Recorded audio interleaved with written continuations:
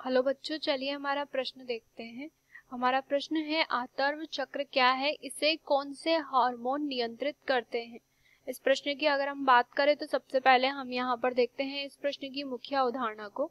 तो प्रश्न की मुख्य अवधारणा के अंतर्गत हम यहाँ पर कह सकते हैं कि सामान्य रूप से यहाँ पर जो प्राइमेट होते हैं, तो प्राइमेट मादा जो होती हैं उनके अंतर्गत यहाँ पर जो है एक चक्र चलता है जिसे हम यहाँ पर जो है आतर्व चक्र के नाम से जानते हैं। अब अगर हम यहाँ पर बात करें आतर्व चक्र की, तो आतर्व चक्र जो होता है यहाँ पर इसकी जो अवधि होती है सामान्य रूप से यहाँ पर यह अवधि 28 दिन की होती है।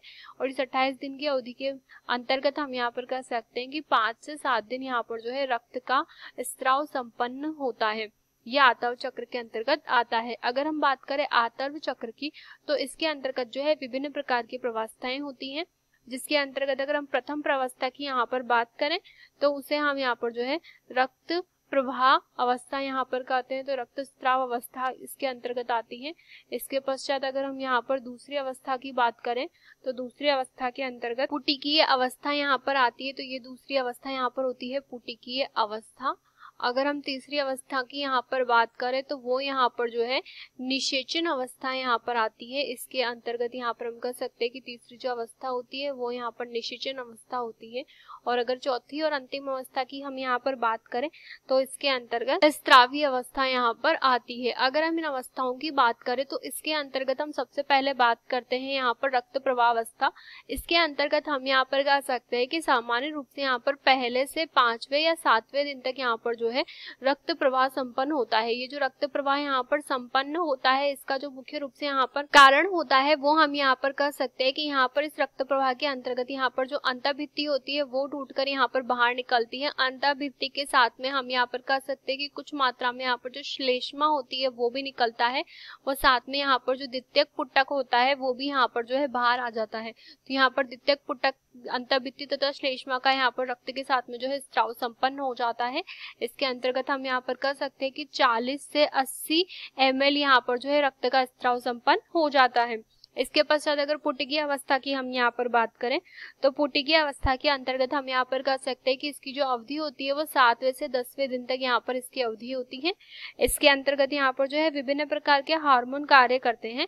जैसे कि अगर बात करें हम FSH की, तो ये हार्मोन जो होता है यहाँ पर वृद्धि संपन्न करवाता है, पुटिकीय वृद्धि में यहाँ पर जो है सहायता प्रदान करता है। तो पुटक की यहाँ पर जो है वृद्धि संपन्न करवाता है। इसके पश्चात हम यहाँ पर कह सकते हैं कि सामान्य रूप से यहाँ पर जो है ईस्ट्रोजन का भी स्त्रावण होता है। अब जो एस्ट्रोजन का यहाँ पर स्त्रावण संपन्न हुआ है या ईस्ट्रोजन का यहाँ पर स्त्रावण संपन्न हुआ है, तो इसकी अगर बात करें तो हम यहाँ पर कह सकते हैं कि ये जो होता है यहाँ पर जो अंतःभित्ति नष्ट हुई होती है उस अंतःभित्ति का यहाँ पर जो है पुनर्निर्माण में सहायता प्रदान करता है। तो यहाँ पर अंतःभित्ति निर्माण में सहायता प्रदान करता है।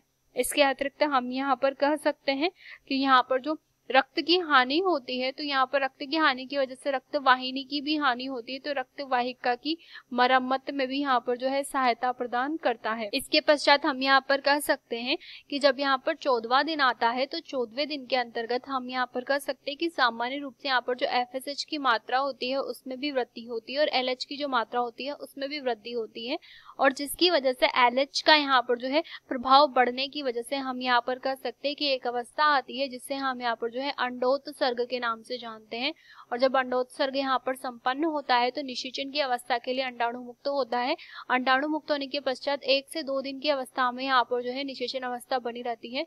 अगर निषेचन की क्रिया यहाँ पर संपन्न हो जाती है तो हम यहाँ पर कह सकते हैं कि इसके अंतर्गत यहाँ पर जो ग्राफियन पुटक होता है, जो कि पहले यहाँ पर निर्मित होता है, निषेचन अवस्था के पश्चात यहाँ पर जो है ग्राफियन पुटक अलग हो जाता है। तो ये जो ग्राफियन पुटक होता है ये यहाँ पर रूपांतरित हो जाता है, अंडाणु के निषेचन में जाने के पश्चात रूपांतरित हो जाता है पीत पिंड में। और ये जो पीत पिंड होता है ये पुनः यहाँ पर जो है हार्मोन का स्त्रावण करता है, और इसमें यहाँ पर जो हार्मोन स्त्रावित होते हैं उन्हें हम यहाँ पर जो है प्रोजेस्टेरोन के नाम से जानते हैं।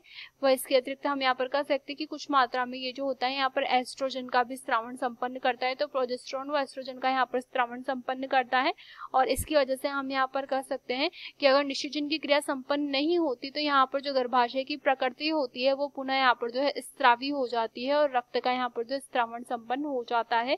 और इसके अलावा हम यहाँ पर कह सकते हैं कि अगर यहाँ पर निषेचन की अवस्था बन जाती है तो यह हार्मोन जो होता है यहाँ पर सगर्भता को बनाए रखने में भी सहायता प्रदान करता है।